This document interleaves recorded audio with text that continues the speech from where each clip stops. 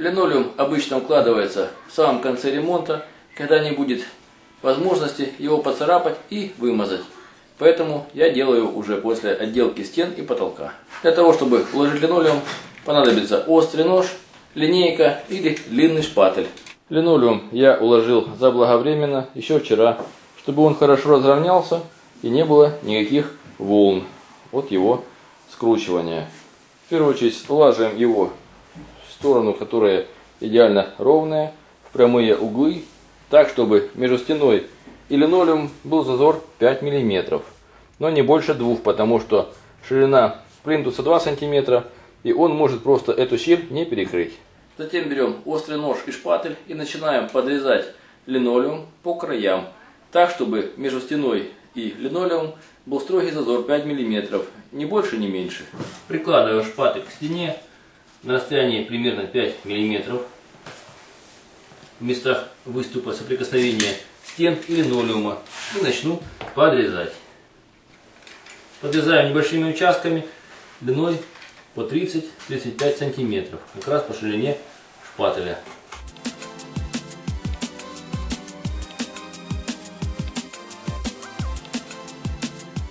Режем аккуратно, чтобы не отрезать лишнее, потому что его невозможно будет закрыть. Вот видно, что по всей длине линолеума и стены остался зазор шириной 5 мм. Это то, что нам нужно.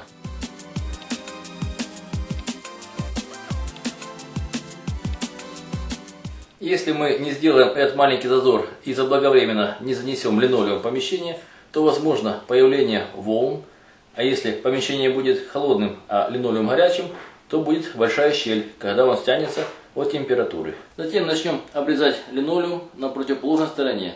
Как видите, здесь большой его запас, поэтому отрезаем сначала примерно на 5 мм больше, чтобы ничего лишнего не срезать. И после этого начнем потихонечку обрезать все это дело шпателем, чтобы было строго 5 мм.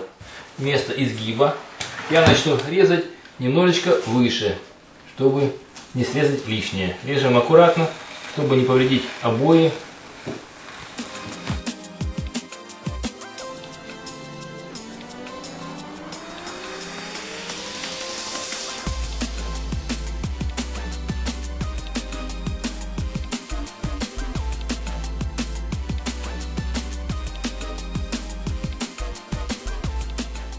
А вот здесь будет вырез под проем двери, поэтому прикладываем линолеум к двери, проему, и начинаем резать, тоже с небольшим запасом.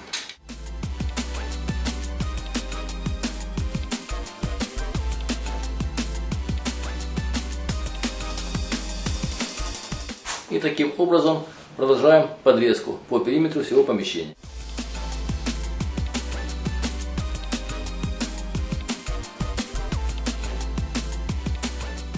И теперь подрезаем внутренние и внешние углы.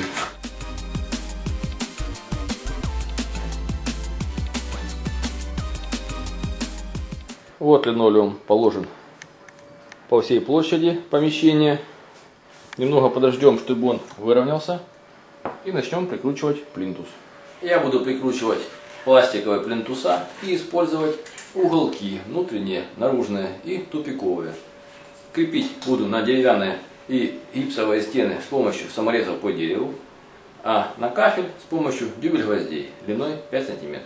Крепить плинтуса необходимо начинать с угла. Берем внутренний пластиковый угол, одеваем его на плинтус и начинаем отмеривать длину. Если все нормально, можно прикручивать. Снимаем полосу, и под ней находится место для крепления саморезов. На моем плинтусе уже есть отверстие для шурупов, поэтому это облегчает работу.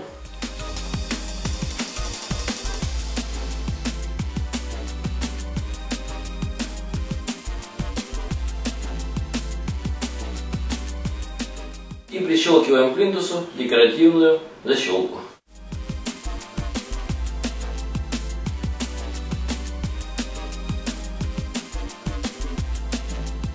Если длина плинтуса слишком большая, необходимо подрезать его длину. Для этого я пользуюсь обычной ножовкой по металлу и стуслом для более ровных срезов. Замеряем длину стены и вычитаем из нее 2 сантиметра. Это ширина внутреннего уголка.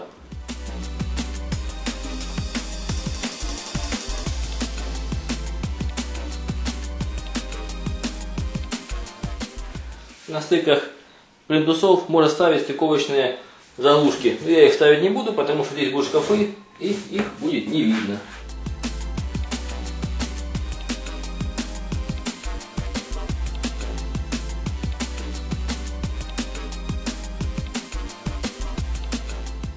Вот получилось вот так уложить линолеум. Красиво и без лишних складок. Вы были на канале Дело Мастера Боится. Смотри видео о том, как уложить на пол линолеум и прикрепить плинтус. Пишите свои замечания, комментарии, ставьте лайки, подписывайтесь на наш канал. Будьте с нами. Всем пока.